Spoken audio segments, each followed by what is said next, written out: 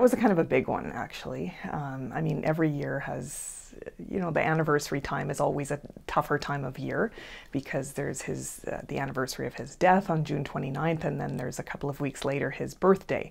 So this would have also been his 50th birthday would have been this year as well. So it was kind of that type of a milestone year. So it was tough, but at the same time, there's been a lot of positives that have happened along that time frame as well. So it's not a bad thing to kind of look back and see, wow, number one, I've made it, this long of a period of time. And yeah, so that's a bit of accomplishment, because there were times, early on where you just thought, how am I ever going to go on without this incredible person in my life anymore? So 10 years having passed, mental health conversations have come such a long way.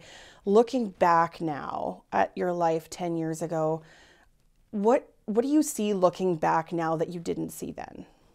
Well, Dave was struggling for about the last year and a half of his life, so it wasn't a lengthy time, certainly over 39 years, but it did go on for a little while that he had been fairly ill. But when the illness started, it was very quick.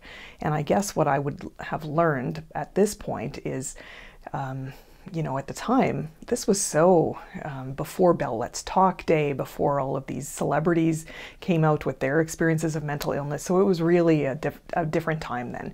And I think what I have learned is that you should get help. If someone that you know or you love is in this situation, they should get help soon, because if they can start to deal with these types of things, anxiety or depression, early in the going, things are going to be so much better, because by the time Dave really started to get some serious help, things were quite advanced for him.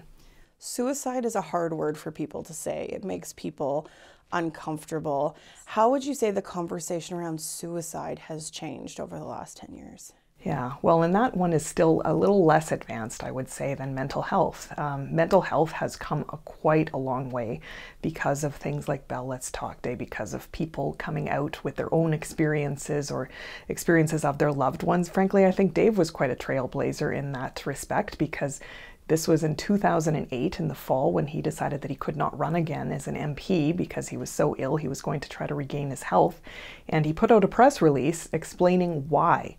And that was unheard of then. This was before any of these things had happened. So mental illness, and I know anecdotally from a lot of people how that actually helped people that he knew, people that we didn't know from across the country when he did that.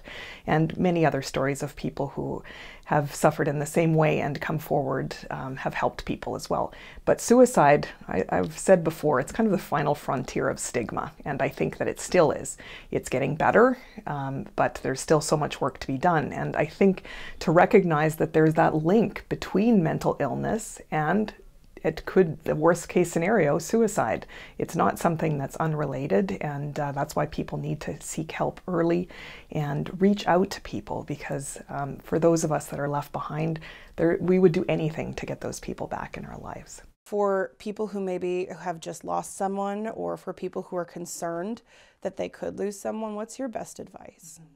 I think probably my best advice would be to take advantage of all the help that you can get. First of all, talk to that person. If you think that they are suffering, please don't be hesitant to reach out to them and ask them, are you suffering? Is this something you're thinking about? You're not planting that idea in their head. They're already thinking about it.